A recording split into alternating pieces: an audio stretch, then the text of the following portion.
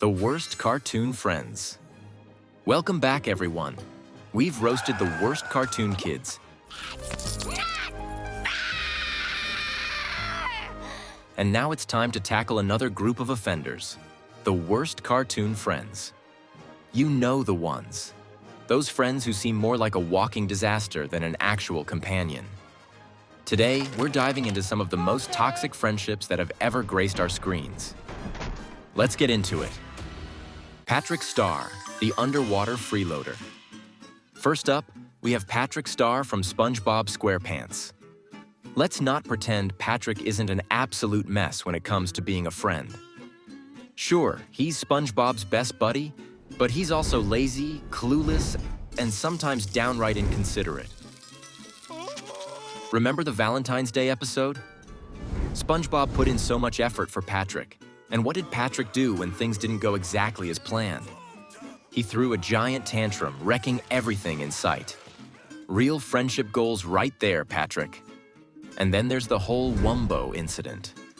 Patrick's overconfidence in his own nonsense ends up misleading SpongeBob into one of his dumbest moments. Patrick is the friend that will get you into trouble just because he never thinks things through, and he never takes responsibility when things go wrong. If SpongeBob is the optimistic friend, Patrick is the one who's going to drag you down to his level of chaos, whether you like it or not. Rigby, the selfish slacker. Next on our list is Rigby from Regular Show. Rigby is the classic selfish slacker. He's the friend who will happily ditch you when things get tough, and somehow, you'll always end up cleaning up his mess. Mordecai, Rigby's best friend, is constantly dragged into chaos because of Rigby's reckless and lazy behavior. You can stop now. Remember the time Rigby messed up Mordecai's shot with Margaret out of pure jealousy? Rigby just couldn't stand Mordecai having anything good without him. Rigby also gets Mordecai into trouble at work all the time. While Mordecai at least tries to be responsible, Rigby is always figuring out how to get out of work, usually in a way that leaves Mordecai stuck dealing with the boss's wrath. Rigby is entertaining because of how wild and unpredictable he is, but as a friend, he's definitely one of the worst. Tom, frenemy extraordinaire. Now let's talk about Tom from Tom and Jerry. Technically, Tom and Jerry are more like frenemies than actual friends, but their on-again, off-again relationship is worth mentioning. Tom is always trying to catch Jerry, setting up traps and schemes that usually backfire on him spectacularly. But here's the twist. Sometimes, when faced with a common enemy, they become allies. The thing is, even when they team up, like in the episodes where they work together against Spike the Bulldog, you know it won't last. The second the threat is gone, Tom is back to his old tricks, trying to catch Jerry again. Tom's loyalty is fleeting, and that makes him an unreliable friend at best. It's fun to watch, but if Tom were your buddy, you'd never know when he was going to turn on you for his own amusement. Bender, the alcohol-fueled backstabber. Bender! Next, we have Bender from Futurama.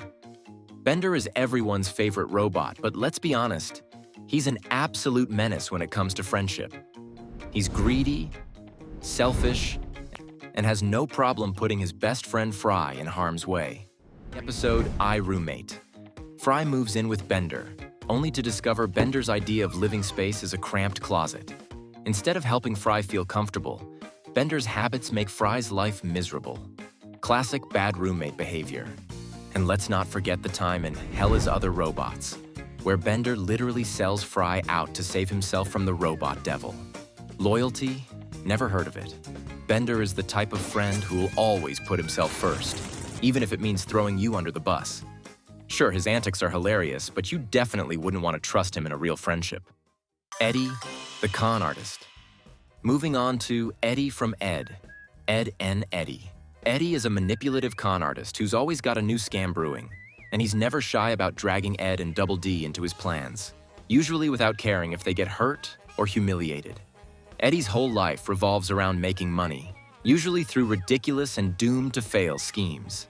One perfect example is in Ed or Tails, where Eddie convinces his friends to go along with a fake treasure hunt to swindle the other neighborhood kids. As usual, the plan goes wrong. and Eddie's first instinct is to leave his friends in the dust to take the blame. Eddie sees his friends more as tools to get what he wants rather than actual companions, which makes him a terrible friend by any standard. He's charming when he needs to be, but ultimately, it's all about the jawbreakers. Squidward Tentacles, the frenemy who hates you.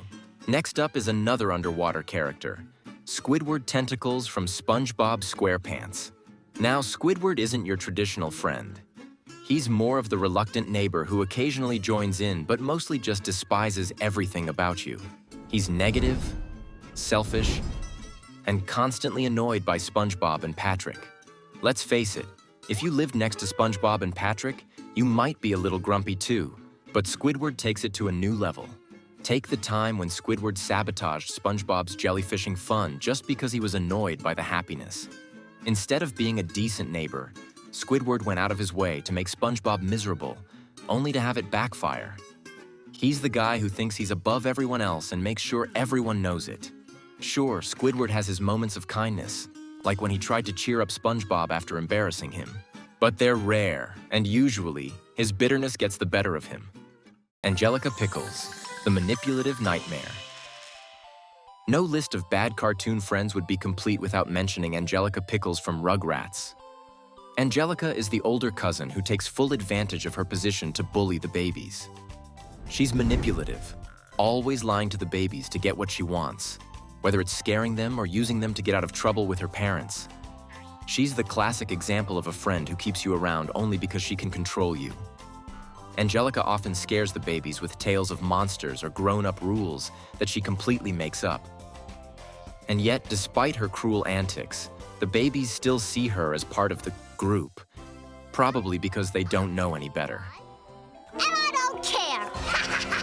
Angelica's manipulative behavior makes her a friend you'd never want, but somehow she's still entertaining to watch. Brian Griffin, the critical friend. Finally, we've got Brian Griffin from Family Guy. Brian is a dog with a lot of pretensions. He's always acting like he's morally superior, giving advice to others, and judging everyone. But when it comes down to it, Brian is a massive hypocrite. He often lets Peter down, fails to be there for his friends, and is incredibly selfish, especially when it comes to women he likes. In episodes like Brian the Bachelor, he's seen manipulating situations to make himself look good, even if it means hurting others. His friendship with Stewie is also questionable. He mocks Stewie constantly and rarely takes him seriously, except when it benefits him. Brian might be witty and sarcastic, but he's also unreliable and hypocritical, making him one of the worst cartoon friends around. Wrapping up the worst friends. So there you have it. Oh my God! The worst cartoon friends we've ever had the misfortune of watching.